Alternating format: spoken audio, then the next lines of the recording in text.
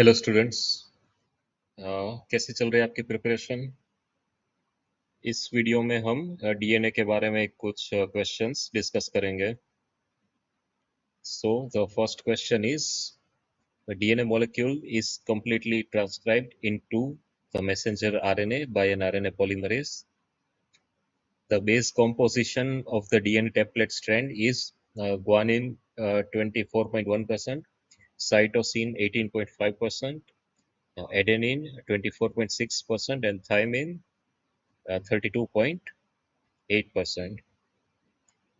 The base composition of the newly synthesized RNA molecule will be which one of the four following options? तो DNA के generally दो strands होते हैं, right?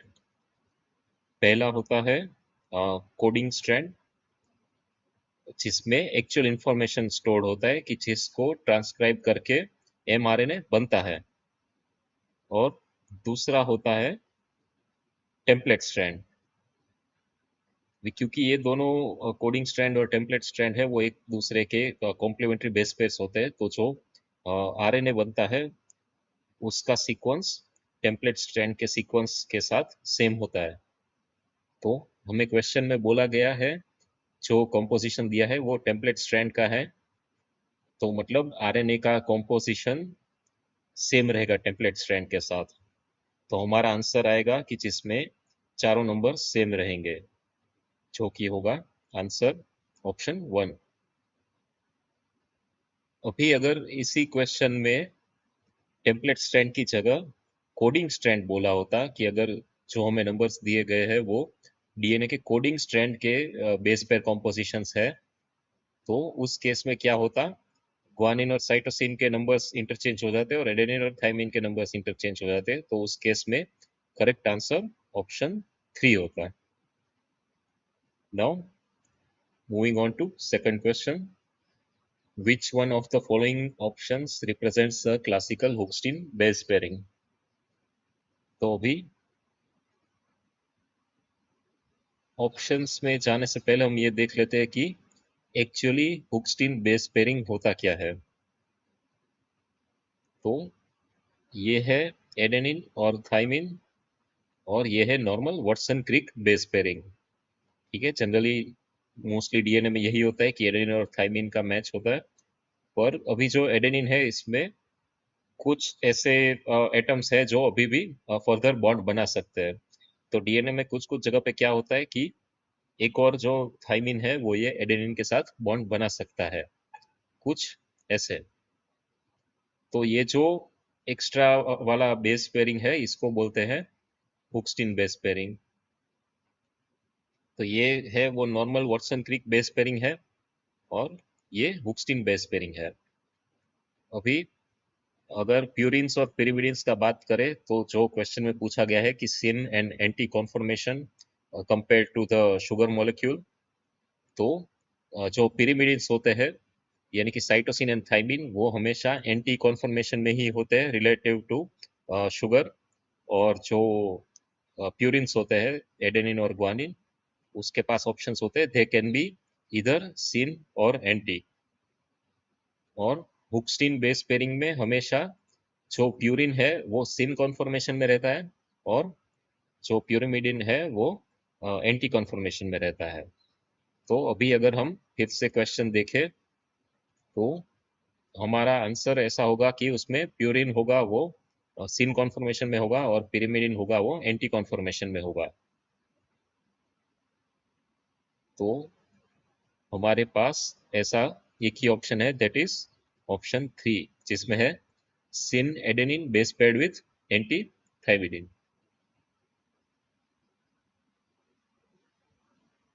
Moving on, अभी DNA के forms के बारे में हम बात करेंगे क्योंकि इसमें से भी काफी बार क्वेश्चंस आते हैं। तो तीन सबसे ज्यादा पॉपुलर फॉर्म्स होते हैं, ए, बी और जी। और उसमें से जो बी है वो उसे डिफॉल्ट फॉर्म या नॉर्मल फॉर्म बोलते हैं, कि अंडर सेल्यूलर कंडीशन सबसे ज्यादा जो डीएनए प्रेजेंट होता है वो बी फॉर्म में प्रेजेंट होता है। जब स्टैंडर्ड कंडीशन से डिविएशन होता है या अंडर स्पेशल कंडीशंस, ए या जी फॉर्म हमें देखने को मिलते हैं। तो अभी हम इसके कुछ कुछ पैरामीटर्स देखेंगे कि कैसे रहता है। तो सबसे पहले हेलिक्स। तो ए और बी फॉर्म होता है, उसमें राइट हैंडेड हेलिक्स होता है, और जी फॉर्म में लेफ्ट हैंडेड हेलिक्स होता है। डायमीटर की बात करें तो हेलिक्स का जो डायमीटर है, तो ए वाला सबसे वाइड होता है 26 एंगस्ट्रॉम, बी का 20 एंगस्ट्रॉम होता है, और जो सी फॉर्म है वो सबसे नैरो होता है 18 एंगस्ट्रॉम। अभी हेलिक्स के एक टर्न में कितने बेस पेयर होते हैं? तो ए फॉर्म में 11 होते हैं, बी फॉर्म में 10.5 होते हैं, और सी फॉर्म में 12 होते हैं। अभी राइस पर बेस पेयर कितना होगा? तो ए फॉर्म में 2.6 एंगस्ट्रॉम होगा, बी फॉर्म में 3.4 एंगस्ट्रॉम होगा, और जी फॉर्म में 3.7 एंगस्ट्रॉम होगा। अभी जो नाइट्रोजन बेसिस होते हैं वो डीएनए हेलिक्स का जो एक्सिस होगा उसके हिसाब से कितने टिल्टेड होते हैं, प्योरली परपेंडिकुलर होते हैं या थोड़े टिल्टेड होते हैं। तो ए फॉर्म में 20 डिग्री जितना टिल्ट होता है, बी फॉर्म में 6 डिग्री जितना टिल्ट होता है, और जी फॉर्म में 7 डिग्री जितना टिल्ट होता है। अभी जो शुगर के कॉन्फर्मेशन होते हैं वो ए फॉर्म में C3 एंडो रहता है, बी फॉर्म में C2 एंडो रहता है, और जी फॉर्म में जो पिरिमिडिन्स है उनका कॉन्फर्मेशन C2 एंडो रहता है, और जो प्यूरिन्स है उनका कॉन्फर्मेशन C3 एंडो रहता है।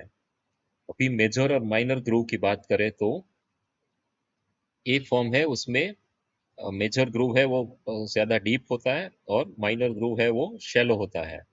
बी फॉर्म है वो तो स्टैंडर्ड ही है, उसी की कंपैरिजन में हम ए या जी के जो डिफरेंसेस है वो बता रहे हैं। मतलब कि ए फॉर्म का जो मेजर ग्रूव है वो बी फॉर्म वाले से ज्यादा डीप होगा, और ए फॉर्म का जो माइनर ग्रूव है वो बी फॉर्म वाले से ज्यादा शैलो होगा। अभी जी फॉर्म की बात करें तो उसका जो मेजर ग्रूव है वो नॉन एग्जिस्टेंट होता है, और माइनर ग्रूव है वो नैरो और डीप होता है।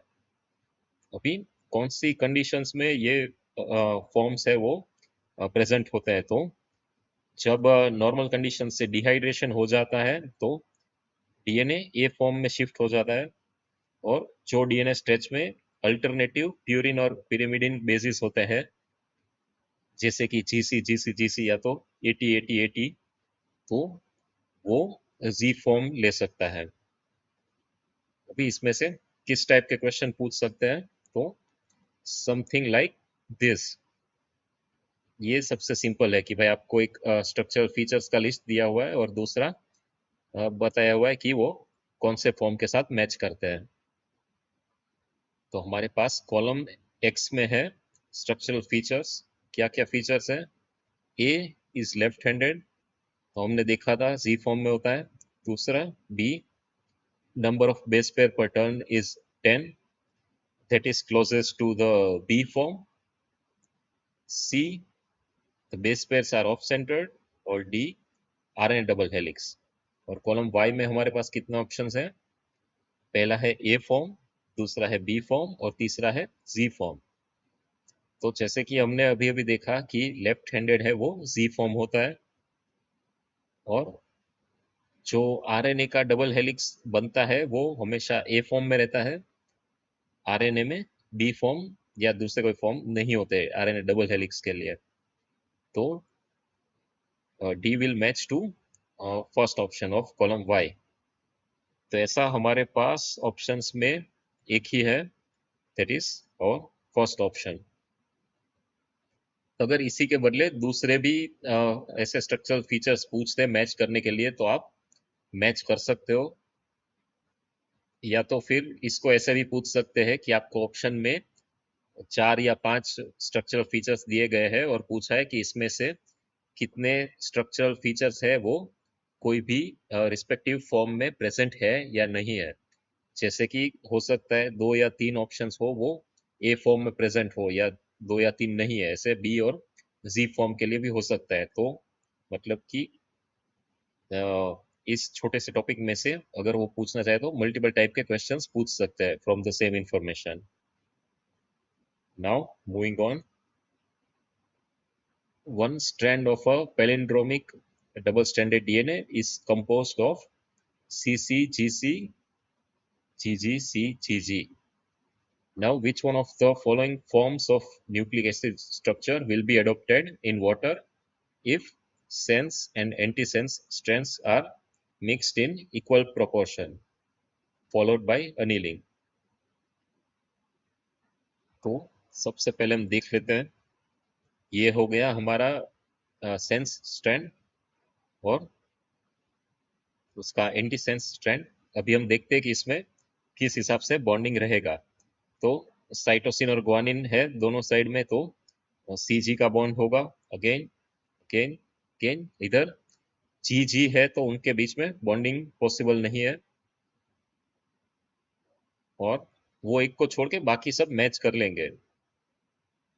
तो जैसे कि हमने देखा था कि ए बी और जी फॉर्म्स है, उसमें सारे जो बेस पेयर्स है वो एक दूसरे के साथ बाउंड फॉर्म में होते हैं दोनों स्ट्रैंड्स के। तो अगर इसमें सभी बेस पेयर का हाइड्रोजन बॉन्डिंग पॉसिबल नहीं है इस सीक्वेंस के केस में, तो वो बाइंड नहीं करेगी एक दूसरे को, वो सिंगल स्ट्रैंड के फॉर्म में रहेगी।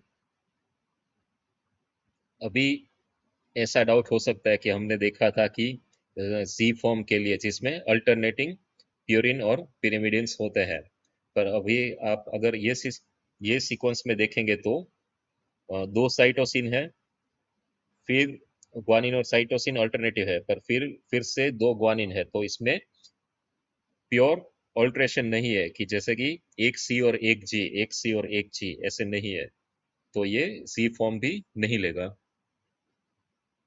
मूविंग ऑन,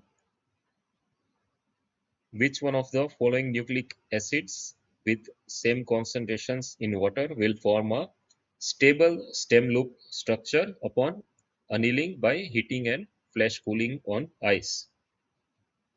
अभी सबसे पहले तो स्टेम और लूप स्ट्रक्चर होता क्या है? तो वो कुछ ऐसा होता है जिसमें जो दो एंड्स है डीएनए के वो एक दूसरे के साथ बेस पेयरिंग कर सकते हैं, और बीच का एक जो सीक्वेंस है उसका कॉम्प्लीमेंट्री बेसिस सेम सीक्वेंस में अवेलेबल नहीं है, तो वो ऐसे एक लूप बना देगा। तो मतलब कि स्टेम लूप स्ट्रक्चर बनाने के लिए अगर हम एंड से स्टार्ट करें कि जैसे कि फर्स्ट और लास्ट बेस पेयर के बीच में हाइड्रोजन बॉन्डिंग पॉसिबल होना चाहिए, ऐसे ही सेकंड और सेकंड लास्ट के बीच में, थर्ड और थर्ड लास्ट के बीच में, और बीच में एक सीक्वेंस ऐसा होना चाहिए थोड़े न्यूक्लियोटाइड्स का जो एक दूसरे के साथ नहीं बाइंड कर सकते, क्योंकि वरना हेयरपिन बन जाएगा। तो हमारे पास जो ये चार सीक्वेंसेस है, आप एक बार वीडियो को पॉज करिए और देखिए कि इसमें से कितनी ऐसी सीक्वेंसेस है जिसमें ऐसे एंड्स के बीच में बेस पेयरिंग हो सकता है। देख लिया? अभी अगर चारों सीक्वेंसेस को हम देखें तो हमारे पास दो ऐसे सीक्वेंसेस है जिसमें फर्स्ट और लास्ट के बीच में बेस पेयरिंग हो सकता है। ठीक है, फर्स्ट ऑप्शन के लिए फर्स्ट और लास्ट दोनों बेसिस ग्वानिन है, वो आपस में हाइड्रोजन बॉन्ड नहीं बना सकते। ऐसे ही फोर्थ के लिए भी एडेनिन और ग्वानिन है, वो भी हाइड्रोजन बॉन्ड नहीं बना सकते हैं। तो मतलब हमारे पास बचा है ऑप्शन 2 और ऑप्शन 3। अभी सेकंड और सेकंड लास्ट बेस को देखते हैं। तो यहाँ पे ऑप्शन 3 के लिए पॉसिबल नहीं है, क्योंकि दोनों यूरेसिल है तो आपस में बॉन्ड नहीं कर सकते हैं। लेकिन ऑप्शन 2 के लिए साइटोसिन और ग्वानिन है, वो बॉन्ड कर सकते हैं। अभी थर्ड और थर्ड लास्ट वो भी कर सकते हैं। फोर्थ और fourth last adenine and uracil वो भी हाइड्रोजन बॉन्ड बना सकते हैं, दो हाइड्रोजन बॉन्ड। और फिफ्थ अगेन सेम, और ये जो बीच के 6 न्यूक्लियोटाइड है वो आपस में बाइंड नहीं कर सकते, वो हमारा लूप फॉर्म करेंगे, और जो दोनों एंड के सीक्वेंसेस है वो स्टेम फॉर्म करेंगे। तो हमारा सही ऑप्शन होगा option 2।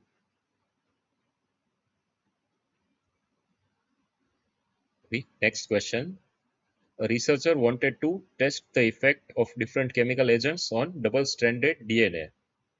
Now, double-stranded DNA was taken in 4 tubes A, B, C, and D, and 4 different reagents were added individually to each tube. The researcher, however, forgot to label them. and the properties of the added chemical agents on double-stranded DNA were analyzed.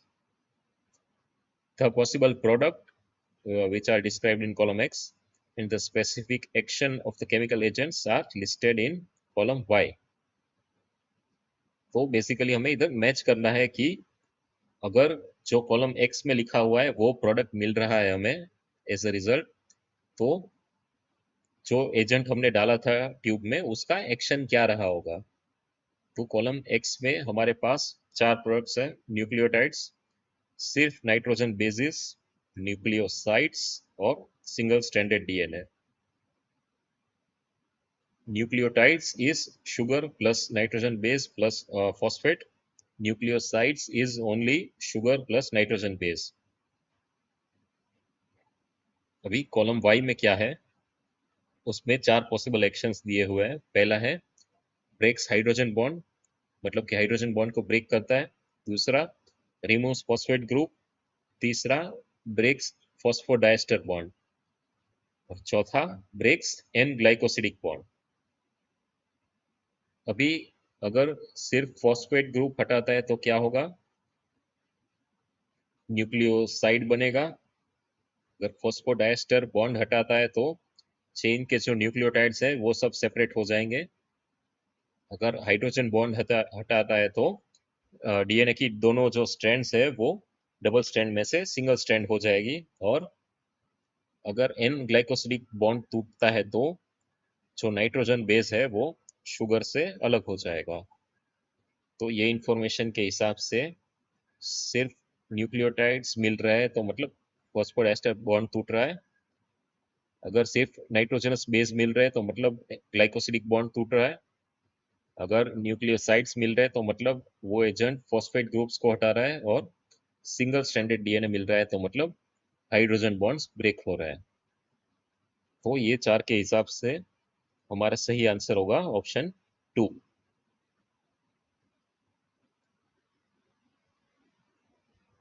तो ये थे DNA related questions जो पिछले कुछ सालों में पूछे गए हैं। और मैंने टॉपिक्स को भी एक्सप्लेन करने का ट्राई किया है ताकि अगर सेम टॉपिक में से थोड़ा वो घुमा फिरा के भी क्वेश्चन पूछे तो आप लोग आंसर कर पाए। Let me know if you have any doubts, you can ask the questions in the comments. और अगर आपको कोई टॉपिक डिफिकल्ट लगता है और आप स्पेसिफिकली उसके बारे में सीखना चाहते हैं तो वो उसके लिए भी आप कमेंट्स में रिक्वेस्ट कर सकते हैं। अगर वीडियो आपको पसंद आया तो उसे लाइक करें, अपने फ्रेंड्स के साथ भी शेयर करें। And thank you for watching.